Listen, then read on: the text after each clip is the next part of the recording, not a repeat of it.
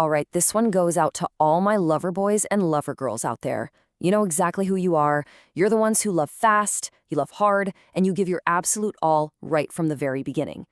So let me ask you, does this sound familiar? You get attached really, really quickly. You feel like you're just so in tune with the whole idea of love, and you find yourself bending over backwards for people, a lot of the time at your own expense.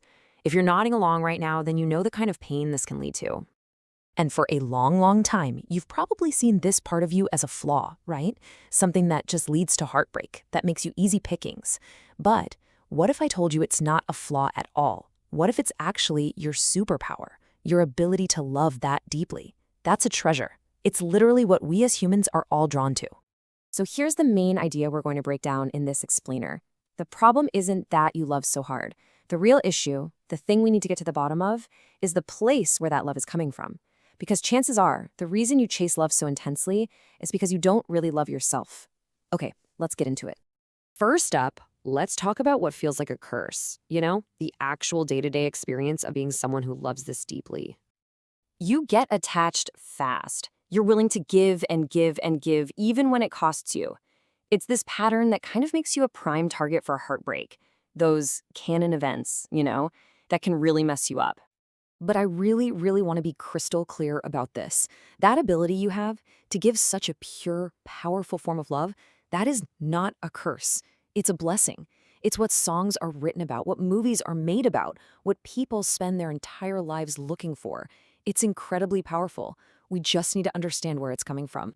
So where does this desperate need for love from someone else actually come from?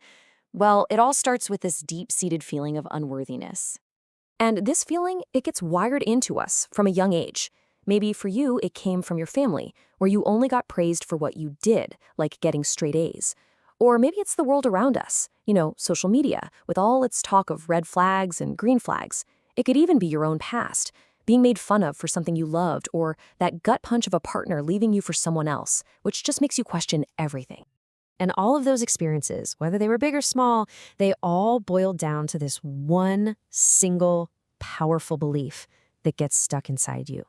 Love is conditional. And in your natural, default state, you are unworthy of receiving it.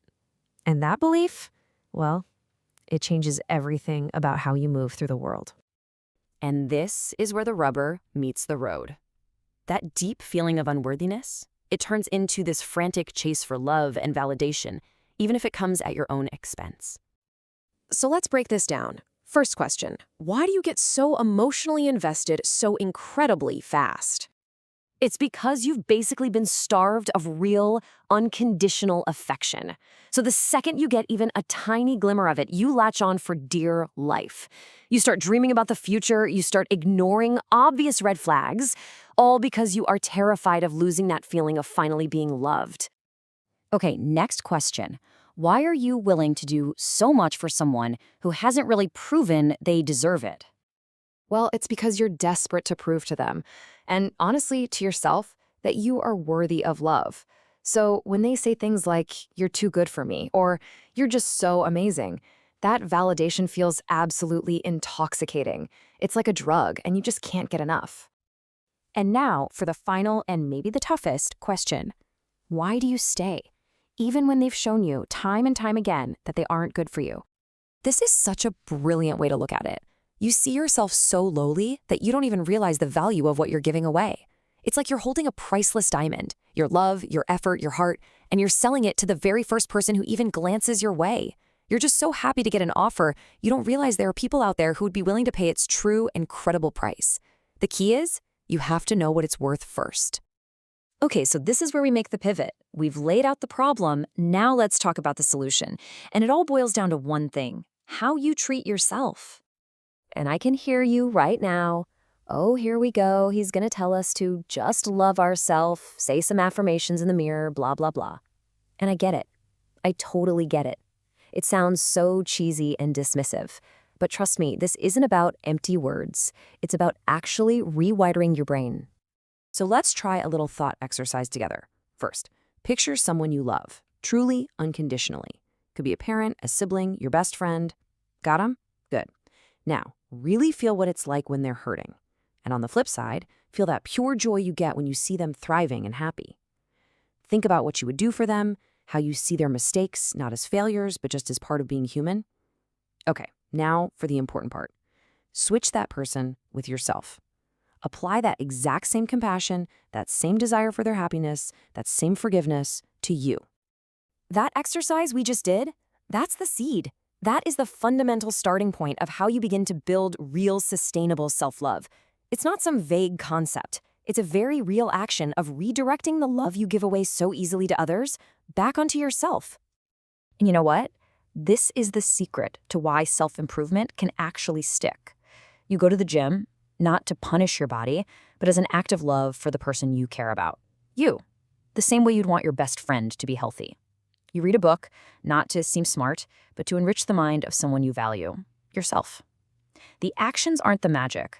The magic is in the intention. It's shifting from, I have to do this so I can finally be worthy, to I get to do this because I'm already worthy of being cared for. Now, this is a super important point. We are not talking about becoming an arrogant, entitled person. There's a huge difference between self-worth and entitlement. Self-worth is knowing you're valuable despite your flaws. It's having a quiet, deep confidence. Entitlement is expecting the world to cater to you because you think you're special.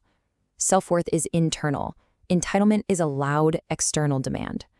We're aiming for that quiet confidence. So let's leave it with this final thought. You have so much incredible love to give. How about we start by giving it to the one person who's probably been missing it the most, ourselves? Because the best, most fulfilling kind of love, it isn't something you go out and find. It's something you build right here. It comes only after you truly learn to love yourself.